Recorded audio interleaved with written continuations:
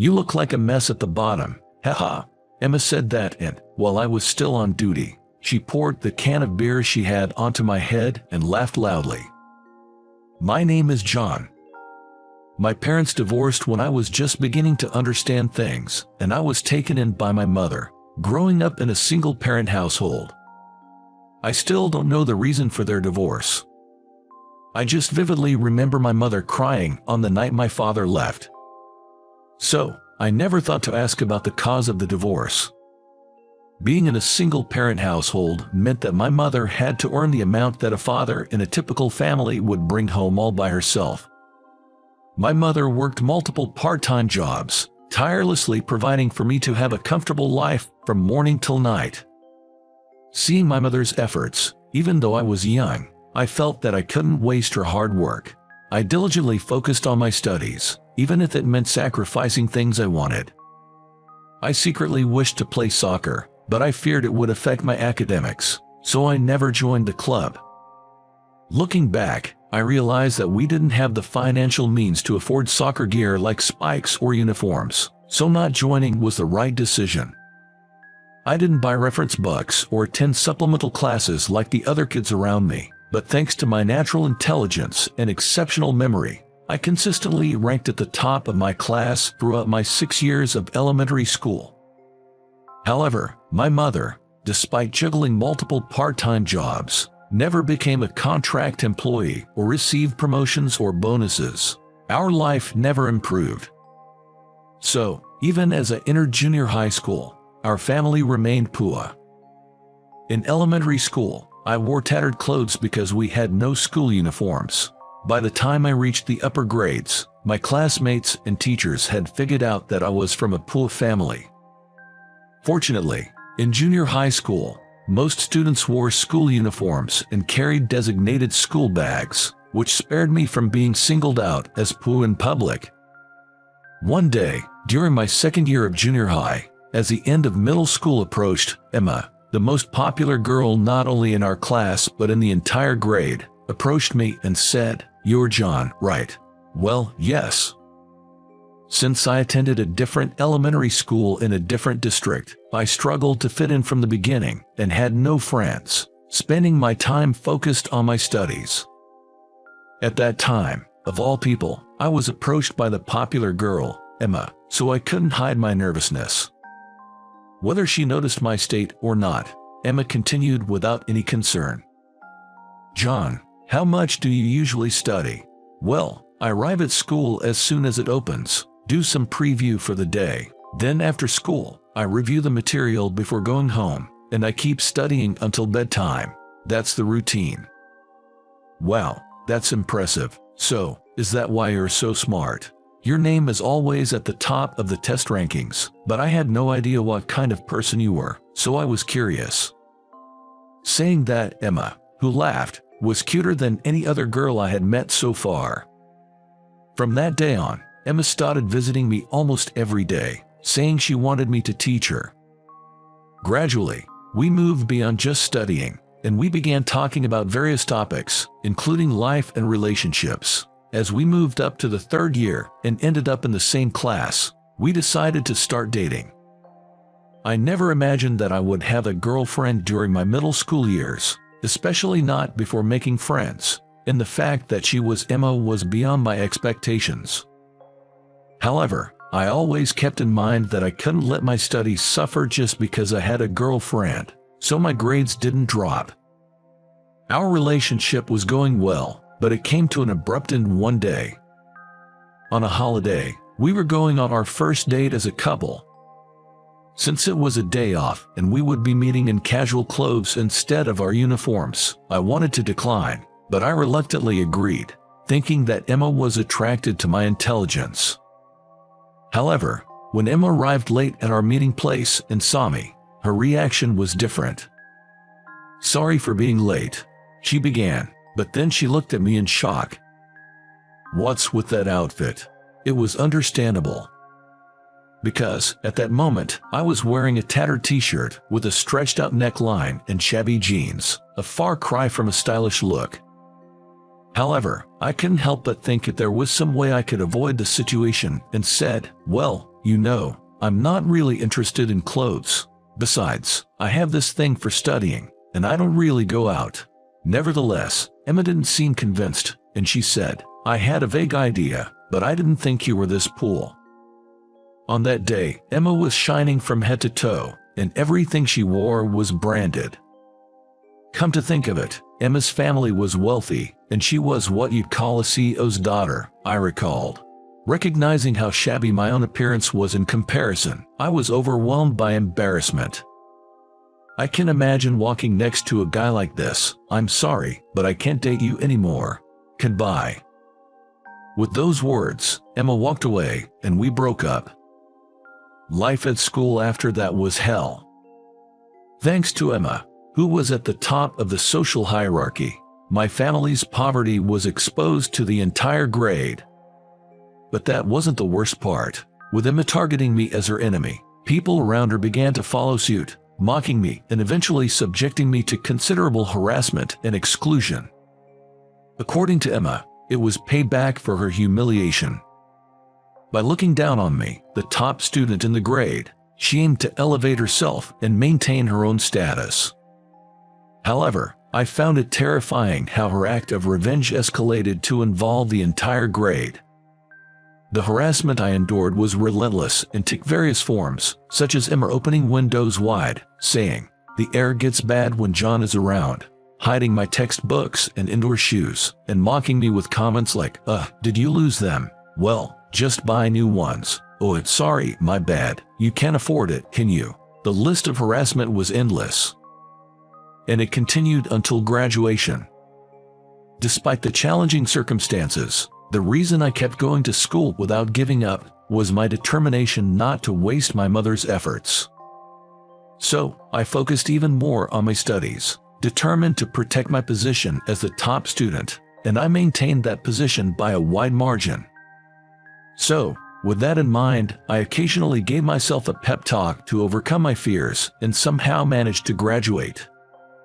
After graduation, while I did have the desire to go to high school and continue my studies, I thought that pushing my mother any further would eventually take a toll on her health. So, I abandoned my desire to study and decided to work as an employee at a hotel.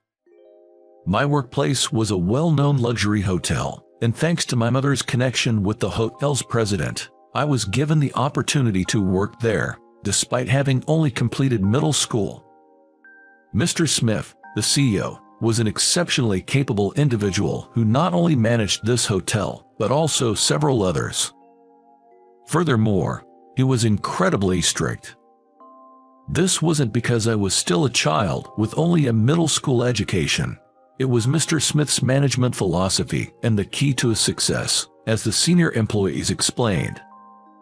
So, no matter how much I was scolded, I continued to work without getting discouraged. Being a luxury hotel, there was a lot to learn, especially regarding guest etiquette. However, with everything drilled into me, I gradually stopped receiving scoldings. "John sure has a good memory, right, Mr. Smith? If he couldn't handle this much, he wouldn't even be worth considering." No matter how much I grew, Mr. Smith never once praised me. However, I remained determined to redirect the passion I had devoted to my studies into my work and dedicated my entire life to it. Sometimes, I made mistakes, and I faced shouts from other employees, but I never backed down and wholeheartedly embraced the challenges. One day, when Mr. Smith and I were standing at the front desk together, he muttered as if to himself, "Maybe we should start another hotel." Hearing that, I silently thought that I should learn from his spirit of taking on new challenges and resolve to work even harder. And so, 15 years passed, and it was my 30th birthday. As I stood at the front desk, Emma entered through the hotel's automatic sliding doors, with a man by her side. While there was a possibility they were married given their ages, I couldn't see any ring on Emma's left ring finger, so the man was likely her boyfriend. As Emma approached, my heart raced, and my forehead broke into a sweat. Finally, they reached me. "Hey, isn't that John?" "Oh, Emma, It's been a while. I can't believe you're working here, you, who was so poor and only had a middle school education." With those words, just like in the past, Emma mocked me and then boasted about her boyfriend, who was an elite employee at a large company and had an annual income of $200K as they checked in. Although I had to carry the guest luggage to their room, I did so reluctantly without showing any emotion on my face. I endured a stream of insults on the way but pretended not to care. Meeting Emma and being reminded of my unpleasant past on my birthday was truly disheartening. Even though I was at work, I couldn't help but feel a little down, and my concentration wavered. Several hours later, during my break, Mr. Smith came into the break room and said he wanted to talk. After the break, when I returned to work, Emma appeared in the lobby again. Blushing and with slightly unsteady steps, it was clear that she had been drinking somewhere. That is typical Emma. I knew that dealing with her would be even more troublesome if she got drunk. Sitting heavily on the sofa in the lobby, Emma, holding a can of beer in her right hand, took a swig and then, upon spotting me, started to meddle as usual. "So, I wanted to ask, how long have you been working here?" "Since right after middle school." "Huh, that explains why nobody talks about you. I was actually looking forward to gossiping about you and your family in high school." "Haha, stop it." All I could muster was a dry smile in response. I didn't want to chat too much since I was on duty, and even though I knew her, I wished she would just go away. Still, Emma seemed intent on venting her frustration that had been pent up for 15 years, and she didn't let the conversation drop. If I had known a lowlife like you worked here, I wouldn't have stayed. This is the worst. Why are you at the front desk? You're more suited to be a cleaning staff." I thought Emma wouldn't stop even if other guests came, so I left the front desk and approached her. "Please keep your voice down. There are other guests around." "What? Why should I listen to you?" The next moment, Emma stood up and, saying you don't deserve to wear such a nice uniform, poured her half-finished beer over my head. "There you go. A ragged look suits the likes of you." Emma laughed loudly. She looked just like a witch. Seeing this, other employees hurried over to me. But I stopped them. "I'm fine."